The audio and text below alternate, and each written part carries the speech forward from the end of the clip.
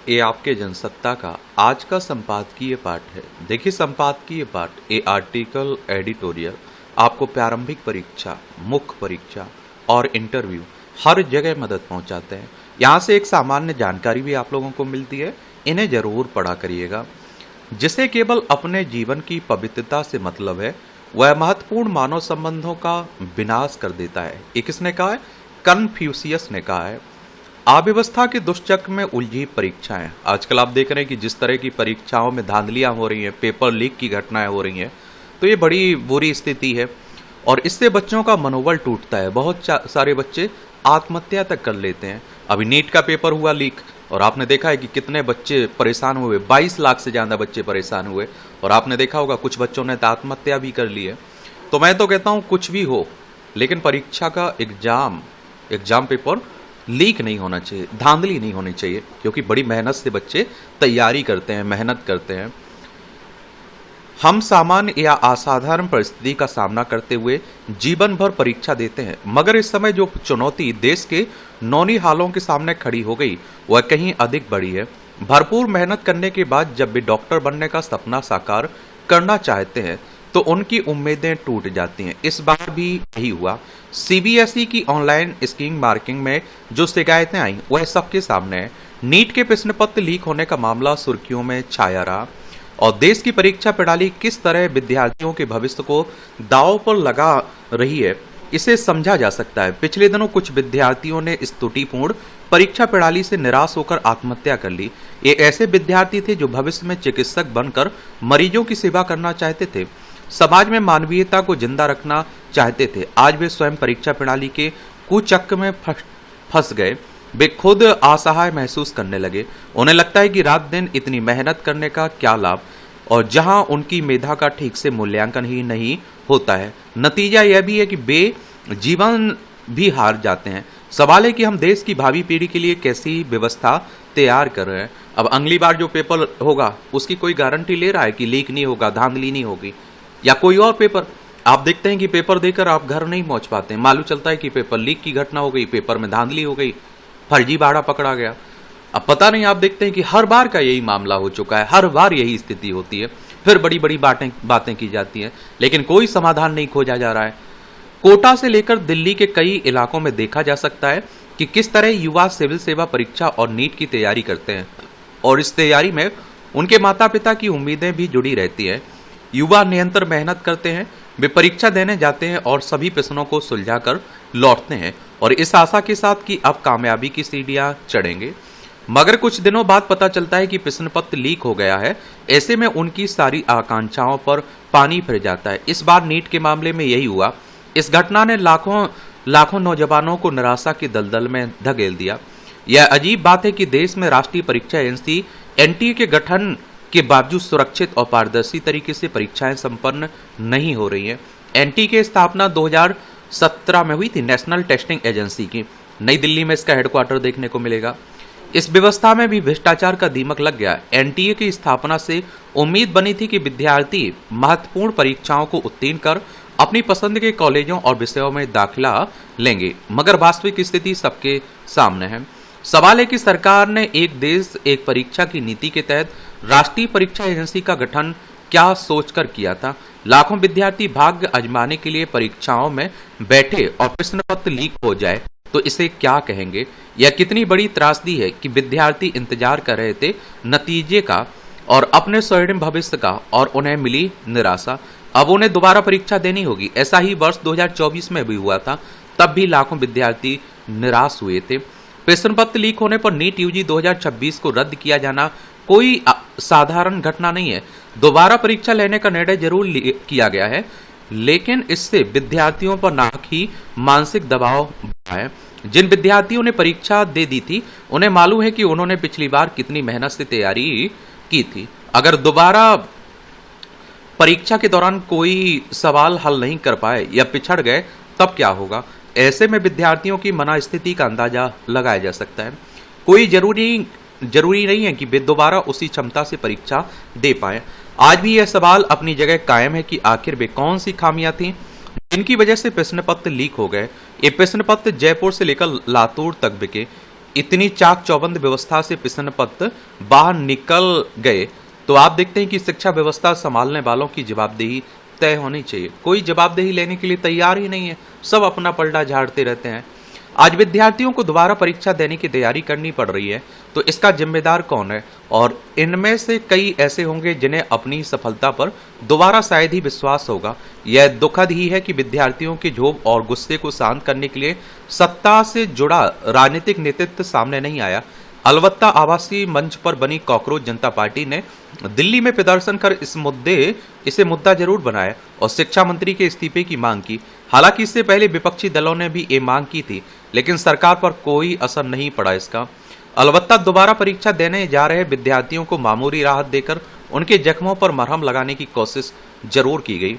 यह हैरत की बात है कि परीक्षा में इतनी बड़ी गड़बड़ी के बावजूद एनटीए अपनी कमियों त्रुटियों को मानने को तैयार नहीं है, और इससे एजेंसी के तौर तरीके और उसके रवैये को समझा जा सकता है। प्रश्न पत्र लीक हो जाने के बाद भी वह कंप्यूटर माध्यम से ही परीक्षाएं लेने की बात करती रही, मगर अदालत में उनके तर्कों को दरकिनार कर दिया गया। स्पष्ट कर दिया गया कि फिर से कंप्यूटर के जरिए परीक्षा आयोजित करवाने का सवाल ही पैदा नहीं होता है, और इससे वस्तु स्थिति को समझा जा सकता है। आज चाक चौबंद कंप्यूटर आधारित परीक्षा से भी भरोसा टूट रहा है।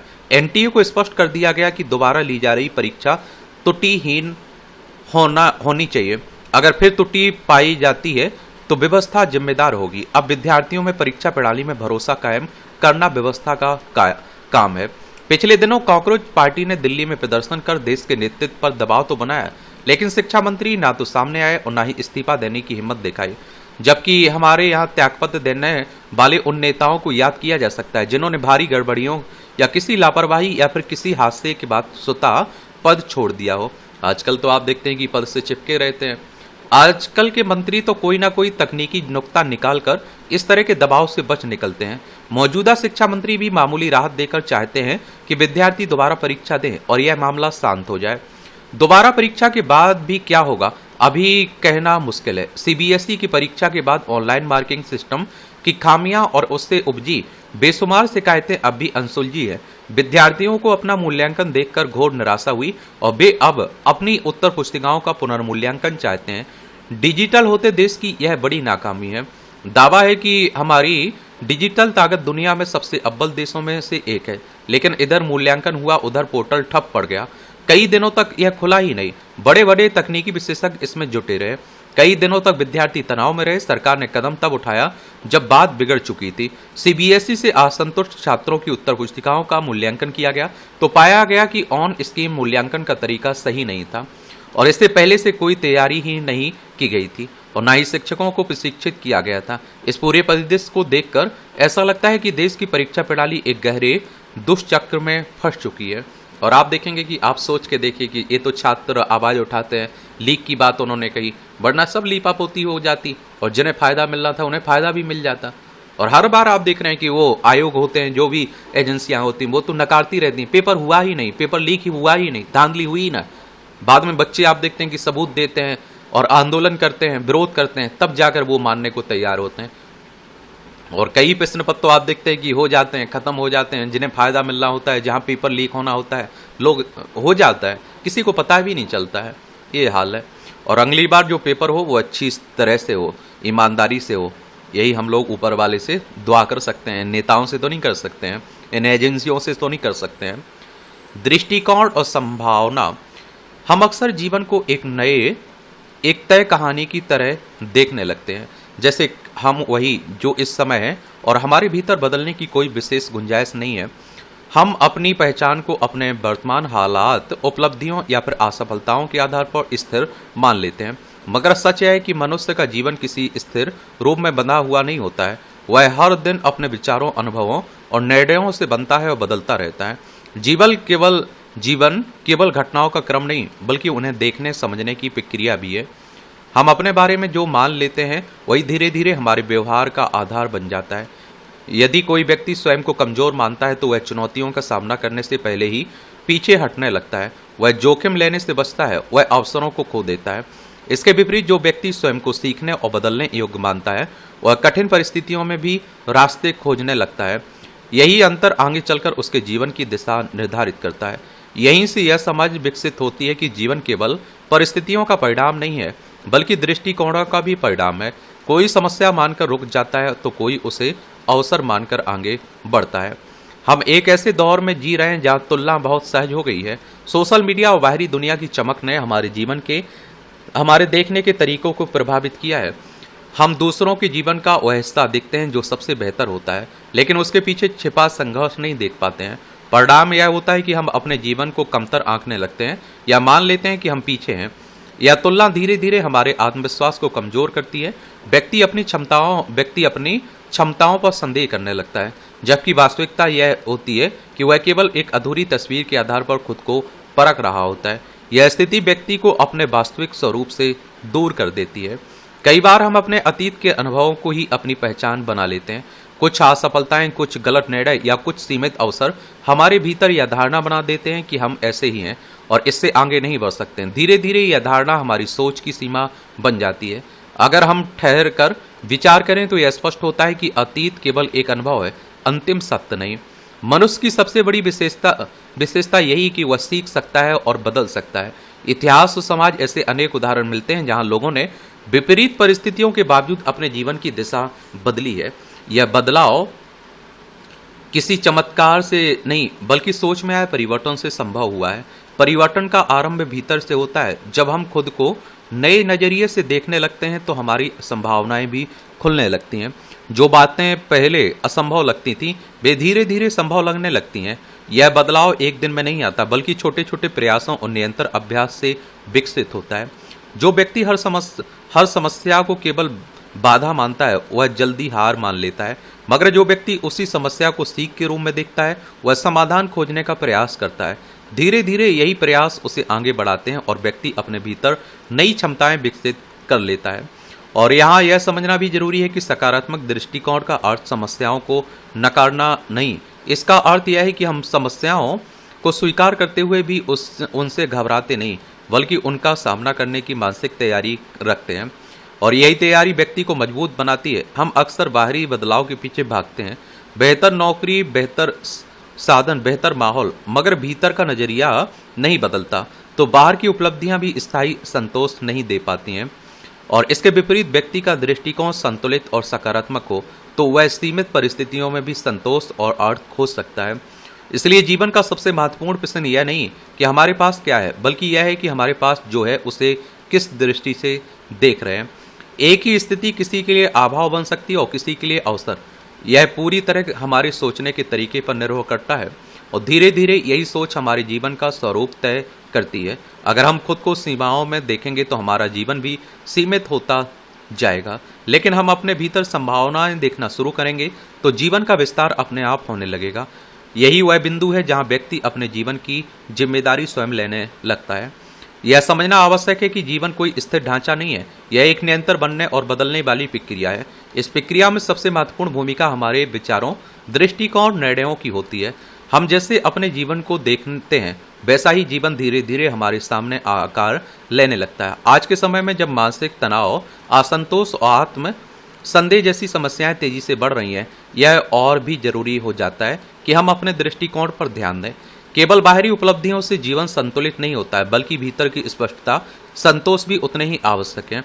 अगर हम अपने भीतर सकारात्मक और यथार्थवादी दृष्टिकोण विकसित कर लेते हैं तो जीवन की जटिलताएं भी सहज लगने लगती हैं।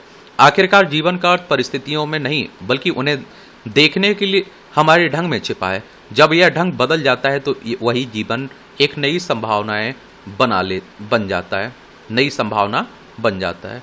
अच्छा कॉलम लिखा गया है।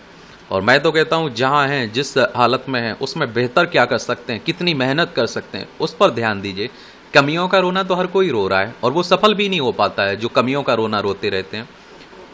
ये आप देखिए छोटी छोटी टिप्पणियाँ हैं, इन्हें भी पढ़ लिया करिएगा। इसका PDF आपको एजुकेशन सर्कल प्लेटफॉर्म है ना टेलीग्राम पर, वहाँ डाल दिया जाता है, वहाँ से जाकर आप लोग डाउनलोड कर सकते हैं।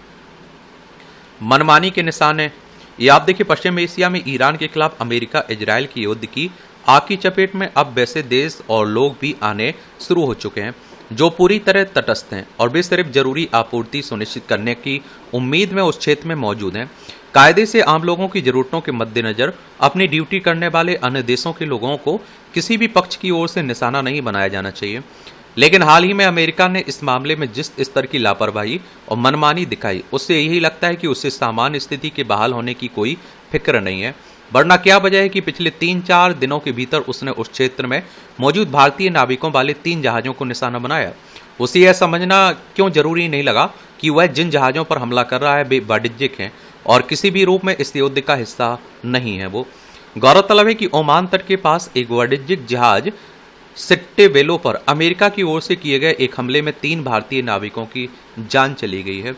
और हमारी सरकार कहती रहती है अरे नहीं, डोनाल्ड ट्रंप से अच्छे संबंध है, अमेरिका से अच्छे संबंध है, माय डियर दोस्त, माय डियर फ्रेंड्स भी कहते रहते हैं, और वो हमें ही निशाना बना रहे हैं। और आप देखते हैं कि इस संकट का प्रभाव हम पर भी पड़ रहा है। गैस तेल के दाम आप लोग देख रहे होंगे ना।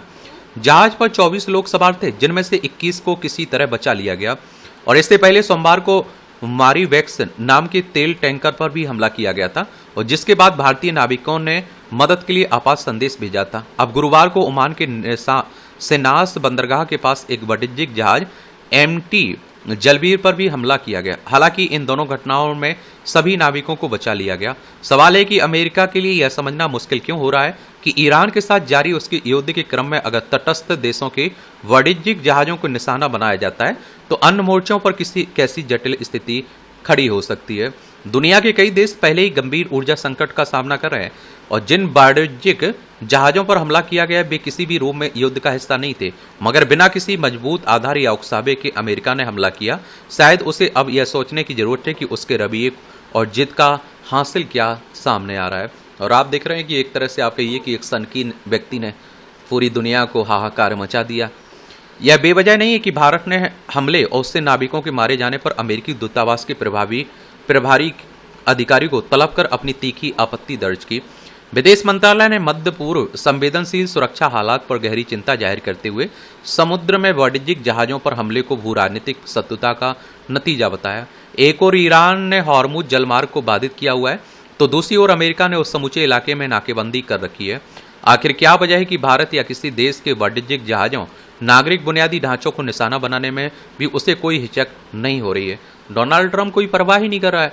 हॉर्मुज यार्ड ने समुद्री मार्गों पर निर्बाध आवाजाही बहाल किया जाना इसलिए भी जरूरी है कि सिर्फ उसकी वजह से दुनिया के कई देशों में ऊर्जा और तेल की आपूर्ति बुरी तरह बाधित है, और इसका विपरीत असर बड़े दायरे में जनजीवन पर पड़ रहा है। विडंबना यह है कि जहां युद्ध के बावजूद वाणिज्यिक जहाजों के लिए सुरक्षित रास्ता तैयार किया जाना चाहिए था, वहीं बिना किसी आधार के इन जहाजों पर हमले किए जा रहे हैं। सवाल है कि वर्चस्व की जंग के बीच अमेरिका की नज़र में क्या अंतर्राष्ट्रीय कानूनों की कोई अहमियत रह गई? और आप देख रहे हैं कि अंतर्राष्ट्रीय संस्थान हो, अंतर्राष्ट्रीय नियम कानून हो, अधिनियम हो, मान कौन रहा है आज के समय में? ये आप देखिए हमारी प्यारी पृथ्वी है, इसमें आप देखेंगे ये हमारा प्यारा भारत है, ये चाइना है, दक्षिण कोरिया, जापान, ये आप देखें रूस है, यूक्रेन है, ये आप देखिए अरब सागर है, बंगाल की खाड़ी है। यहाँ आप लोगों को देखिए ये है ईरान, ये ओमान देखने को मिल जाएगा, ये ओमान की खाड़ी है, ये फारस की खाड़ी है। यहाँ आप लोगों को हॉर्मुज स्टेट देखने को मिल जाएगा, हॉर्मुज जलडमरू की बात की जा रही है। ये आप देखेंगे ये इजराइल है, भूमध्य सागर है, लाल सागर आपको देखने को मिल जाएगा। यहाँ आप लोगों को संयुक्त राज्य अमेरिका देखने को मिल जाएगा, वॉशिंगटन डीसी इसकी राजधानी है। डोनाल्ड ट्रंप यहीं के राष्ट्रपति हैं अमेरिका के। अंधविश्वास की मार। जिस दौर में देश की अर्थव्यवस्था की चमकती तस्वीर दुनिया के सामने पेश की जा रही हो, उसी बीच आए दिन जब महज अंधविश्वास की वजह से निर्दोष लोगों की हत्या की घटनाएं भी हो रही हों, तो यह अपने आप में विकास की मौजूदा परिभाषा पर एक सवालिया निशान है। कुछ दिन पहले उड़ीसा के संबलपुर जिले में 60 साल की एक महिला और उसकी बेटी की सिर्फ इसलिए कुल्हाड़ी से हत्या कर दी गई कि उस पर कुछ लोगों को जादू टोना करने का संदेह था। यह कोई पहली अकेली घटना नहीं है और जिसमें सिर्फ अंधविश्वास के कारण निर्दोष महिलाओं की हत्या कर दी गई। झारखंड, उड़ीसा सहित देश के अन्य इलाकों में भी डायन या फिर जादू टोना के अंधविश्वास की वजह से आदिवासी या कमजोर तबकों की महिलाओं को यातना देने से लेकर उनकी हत्या कर देने की घटनाएं सामने आती रहती हैं। सरकारें मौजूदा कानूनी प्रक्रिया के तहत हत्या के आरोपी के खिलाफ कार्रवाई करती हैं, लेकिन उसका असर इतना नगण्य है कि कुछ दिनों बाद फिर डायन या जादू टोना के नाम पर हत्या की कोई अन्य घटना सामने आ जाती है। यह सोचने की जरूरत है कि विकास के दावों के बीच अंधविश्वास की जड़ें गहरी क्यों हैं। विकास की चकाचौंध के पीछे भारतीय समाज की इस स्याह तस्वीर को हम क्यों नहीं देख पा रहे हैं। एक तरफ हम आधुनिकता के दम में जीते हैं तो दूसरी तरफ समाज का एक वर्ग ऐसा भी है जिसमें मनुष्यता का बोध नहीं है। वह बेकसूर लोगों की हत्या किए जाते देखता है। दूसरी ओर यह समझना मुश्किल है कि देश के दूरदराज इलाकों में सरकारें आधुनिक तकनीकी संसाधन सुविधाएं पहुंचाने में कोई कोताही नहीं करती, लेकिन लोगों के बीच ऐसी सामान्य चेतना और समझ का विस्तार नहीं कर पाती कि जादू टोना और डायन जैसी धारणा महज अंधविश्वास है और वह किसी भी समाज के पिछड़े रह जाने के सबसे बड़े कारकों में से एक है। विडंबना यह है कि ऐसी घटनाओं को सामान्य आपराधिक घटनाओं की तरह देखा जाता है और उसके पीछे सामाजिक जड़ता और मनोवैज्ञानिक जटिलताओं को समझने उसी मुताबिक उसका दूरगामी हल निकालने की कोशिश नहीं की जाती है। बाकी आप लोग क्या सोचते हैं, अपनी राय आप लोग जरूर बताइएगा। और इस तरह से आप देखेंगे तो आज के संपादकीय पाठ की कहानी कवर होती है। आप लोग पढ़ते रहिए, एंजॉय करते रहिए। आपका कोई सवाल हो, मेरे लिए सुझाव हो तो ज़रूर बता सकते हैं। धन्यवाद।